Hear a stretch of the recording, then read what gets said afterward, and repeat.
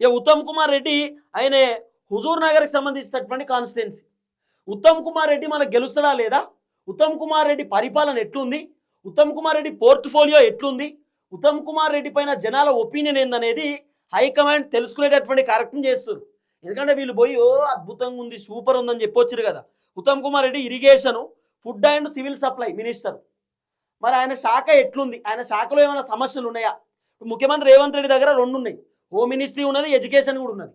తర్వాత urban, municipal ఇవన్నీ కూడా రేవంత్ అన్న దగ్గరనే ఉన్నాయి. కాబట్టి రేవంత్ అన్న ఆయన దగ్గర ఉన్నటువంటి శాఖల పైన కూడా ఎడ్యుకేషన్ సిస్టమ్ ఎట్లుంది, తర్వాత హోంశాఖ ఎట్లున్నది, దీంట్లో ఏమైనా సమస్యలు ఉన్నాయా, రేవంత్ రెడ్డి పర్ఫార్మెన్స్ ఏందనేది హైకమాండ్ తెలుసుకునే కార్యక్రమం చేస్తారు. ఇక బట్ అన్నదేమో ఫినాన్సు, ప్లానింగు, ఎనర్జీ, ఆయన పోర్ట్ఫోలియోలు శాఖలు ఇవన్నిటిపైన హైకమాండ్ సర్వే చేస్తారు.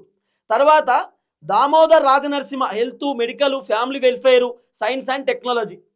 ఆయన ఆందోళనకి సంబంధించినటువంటి SC reserve constituency Damodar Rajanarasimha.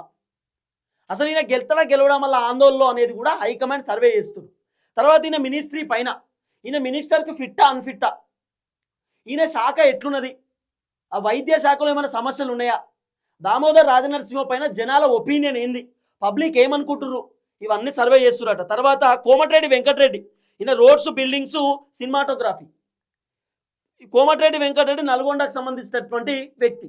ఈయన నల్గొండలో మళ్ళీ గెలుతడా గెలవడానికి కూడా సర్వే చేపిస్తారు.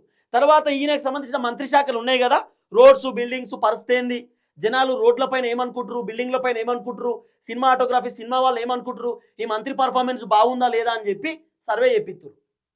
ఇలా భాగవతం అంతా బయటపడుతుంది. కానీ హైకమాండ్ దగ్గర Sridhar Babu information technology, electronics, తర్వాత communications, industries and commerce and legislative affairs అట. ఈయన మంత్రికి సంబంధించినటువంటి కాన్స్టిట్యున్సీ. సో శ్రీధర్ బాబు అన్న ఐటీ మినిస్టర్.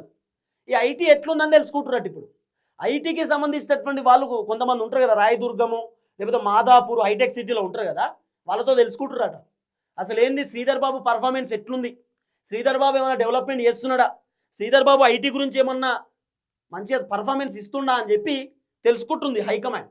ఇక రేవంత్ అన్నకు శ్రీధర్ బాబు కూడా పరిశాన్ ఉండొచ్చు. కానీ